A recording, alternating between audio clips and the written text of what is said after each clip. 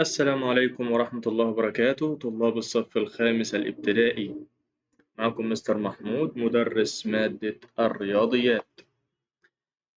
النهاردة إن شاء الله يا شباب هنشرح مع بعض الدرس الأول في الصف الخامس. الدرس الأول في الصف الخامس بيقول إيه؟ بيقول القيمة المنزلية ضمن البلايين. البليون ده يا ولاد هو المليار عشان خاطر لو اتسألت فيها تبقى انت فاهم ان البليون ده هو ايه هو المليار.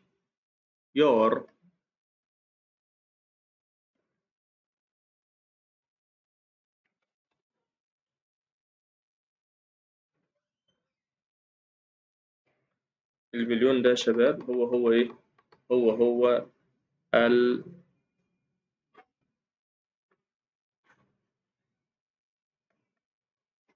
المليار.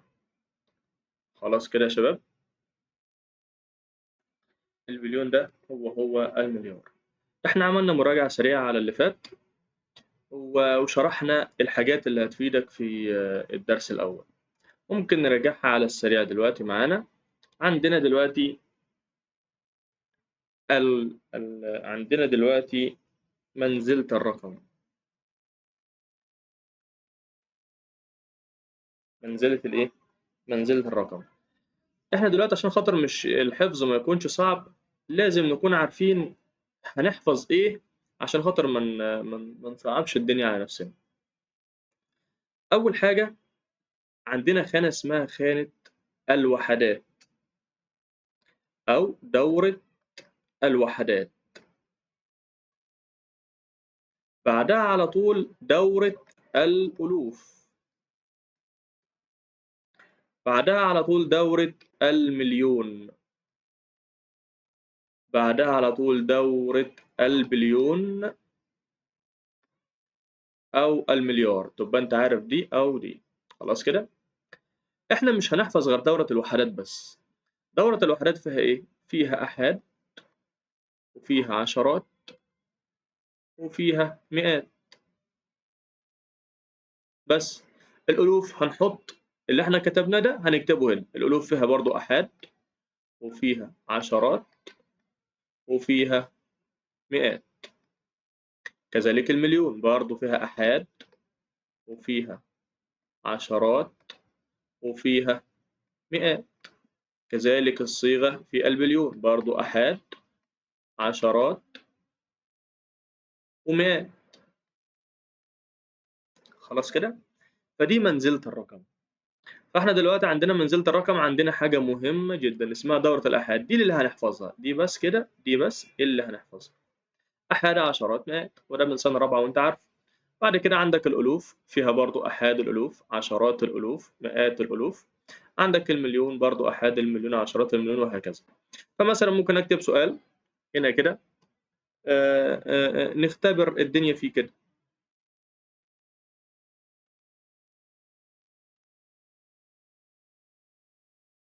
عايزين بقى نقرأ الأرقام دي. دي أول رقم. أولًا بقى عشان خاطر تقرأ الرقم ده لازم تقسّم الرقم ده 3 أرقام، 3 أرقام. يعني بُص كده، بُص ده كده رقم، دي كده خانة يعني أو منزلة، دي برضه منزلة، دي برضه إيه، منزلة. خلاص كده؟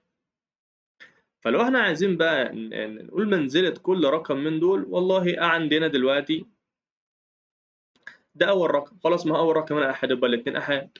9 عشرات، ال8 مئات. دي كده اسمها خانة الإيه، دورة الوحدات. ماشي كده؟ نخش على الرقم اللي بعده. ده كده في دورة مين؟ في دورة الرقم التاني، دورة الألوف. خلاص كده؟ فتبقى الأربعة اسمها أحاد ألوف، السبعة عشرات ألوف، الستة مئات ألوف، ها، الخمسة أحاد المليون، الأربعة عشرات المليون، التلاتة مئات المليون وهكذا. خلاص كده يا شباب؟ أتمنى تكون الجزئية دي مفهومة. تعال نشوف بقى شوية أمثلة كده نبدأ نختبر بيهم الجزئية دي. أول حاجة عندنا بيقول لك إيه؟ بيقول لك سمي منزلة الرقم الذي تحته خط. سمي منزلة الرقم الذي تحته خط. فين بقى الرقم اللي تحته خط؟ هو الرقم ده. ماشي كده؟ سمي منزلة الرقم. والله احنا عشان خاطر نعرف الرقم ده فين لازم نقسم الخانات. ادي يا عم اول منزلة معانا هنا، تاني منزلة هنا. فدي انت عارف ان دي احاد، عشرات، مئات. دي بقى احاد ايه؟ احاد الوف، عشرات الوف، مئات الوف. يبقى تكتب كده التلاتة منزلتها مئات الوف. طب لو كان عايز قيمة المنزلة، قيمة المنزلة دي بقى سهلة خالص. يبقى قيمة المنزلة أو قيمة الرقم بنعمل إيه؟ بنكتب الرقم اللي عندنا. مش الرقم 3 نكتب 3. أبص بقى قبليه كام رقم؟ بص كده كام رقم دول؟ تقول لي 1 2 3 4 5. 5 بحط 5 أصفار. 1 2 3 4 5. خلاص الموضوع انتهى. خلاص الموضوع إيه؟ الموضوع انتهى. بس يا عم ده كده أول سؤال معانا. سمي منزلة الرقم، تقول له خانة الرقم في خانة إيه؟ وقيمة الرقم إيه؟ ماشي كده؟ تعال نشوف اللي بعده.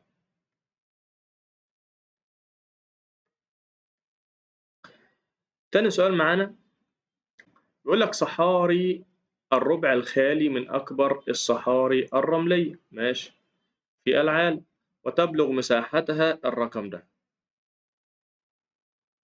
اكتب هذا الرقم بالصيغتين. أول صيغة معانا القياسية، تاني صيغة التحليلية. والله أنت لو لقيت الصيغة القياسية ولقيت عندك أرقام كده اكتبها زي ما هي. يبقى الصيغة القياسية هو نفس الرقم. التحليلية بقى، بص التحليلية ديت أي صفر موجود في الرقم ملوش لازمة. أي صفر موجود في الرقم ملوش إيه؟ ملوش لازمة. فالأصفار دي كده، الأصفار دي، الأصفار التلات أصفار دول كده مش هنكتبها. خلاص كده؟ هنبدأ نكتب من مين؟ نكتب من السبعة. زي ما عملنا في هنكتب السبعة عادي. هنكتب السبعة عادي. آدي السبعة أهي. وهنكتب اللي قبلها كله أصفار، قبلها تلات أصفار اكتب تلات أصفار. لحظة. هنكتب السبعة عادي ونكتب التلات أصفار زائد، ونعمل زائد. بعد السبعة الأربعة هنكتب الأربعة عادي. قبل الأربعة كام رقم؟ هتقول قبلها السبعة والتلات أصفار، يبقى تكتب مكان السبعة صفر وتنزل التلات أصفار زي ما هو زائد. الستة هنكتب الستة. قبلها كام رقم؟ قبلها 5 أرقام، يكتب 5 أصفار. بس الموضوع انتهى. اللي بعده اقرأ العدد ده واكتبه بالصيغة اللفظية. بص الصيغة اللفظية دي يعني بالعربي. الصيغة اللفظية يعني بالعربي. فأنا عشان خاطر نقرأ الرقم ده لازم الأول نقسم الرقم ده. أدي دول 3 مع بعض، دول 3 مع بعض، دول 3 مع بعض، وده لوحده. خلاص كده؟ بنقرأ منين بقى؟ بنقرأ من الشمال لليمين. أولا لازم تكون عارف الخانات عندك. دي خانة وحدات، ودي ألوف، ودي مليون، وديت كده هنا بليون أو مليار، بليون.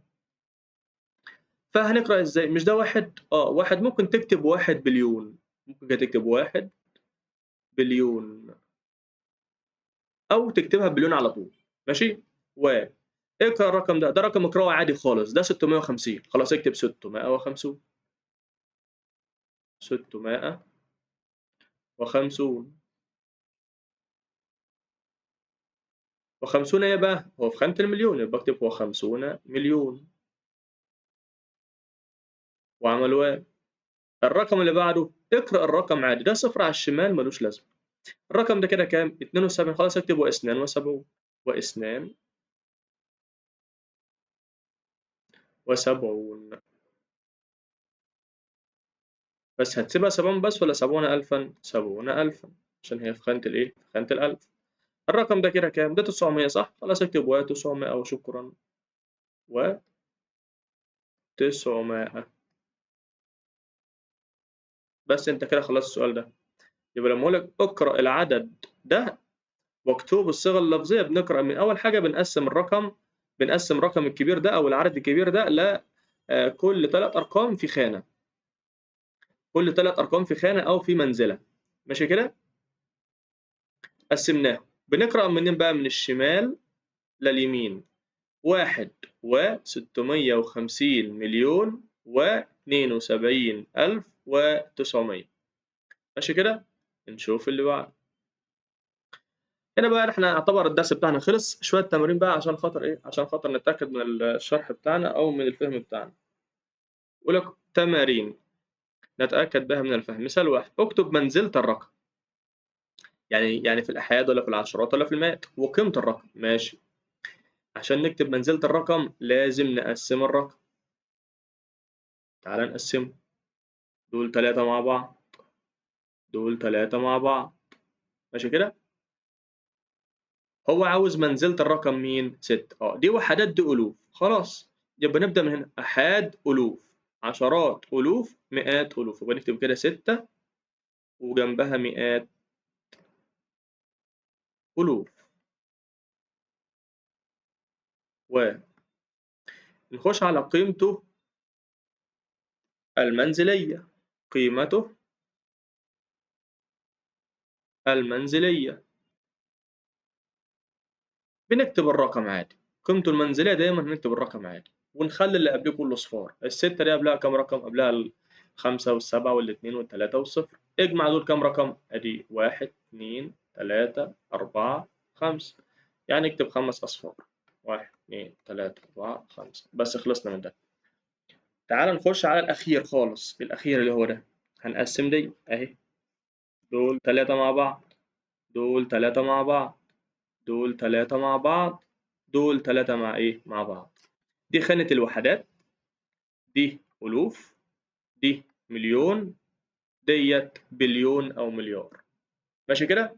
فإحنا بنكتب، هو عاوز منزلة الرقم 9، نكتب ال9. يبقى دي كده بص، دي مش عايزينها ودي مش عايزينها ودي مش عايزينها، إحنا بادئين من هنا صح كده؟ يبقى دي أحاد البليون، عشرات البليون، يبقى 9 عشرات البليون. خلاص خلصنا من دي. نخش على مين؟ على قيمته المنزلية، بنكتب الرقم عادي، ادي ال9 اهي.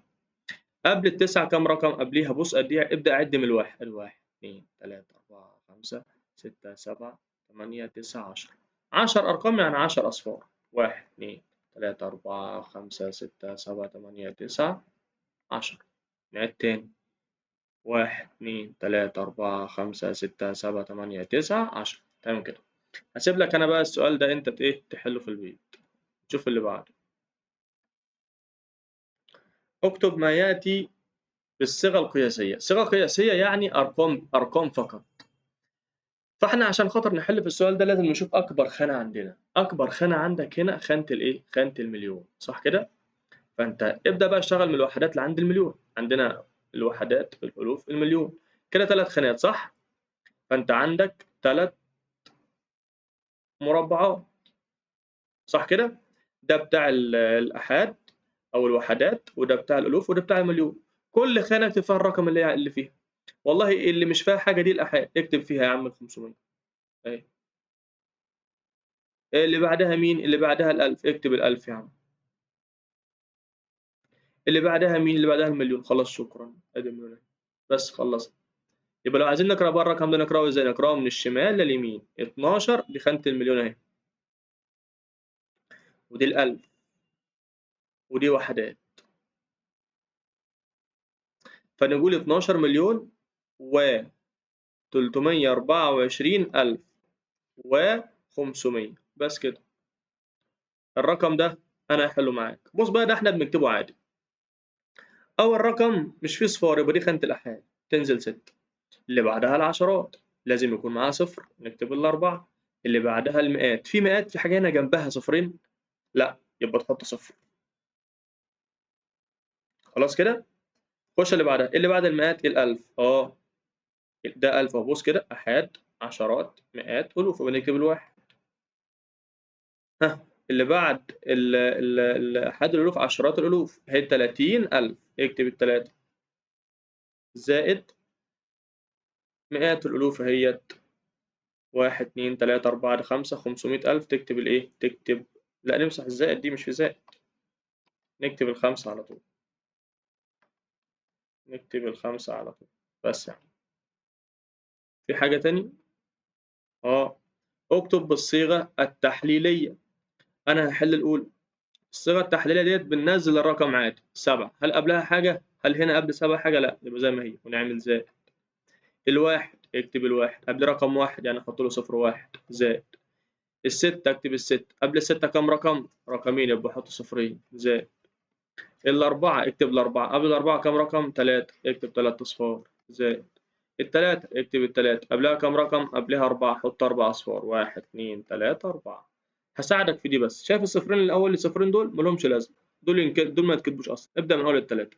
يبقى مثلا كده هتكتب التلاتة قبل التلاتة كام رقم؟ رقمين اللي هم صفرين، حطهم واحد اتنين بس. كمل بقى عادي.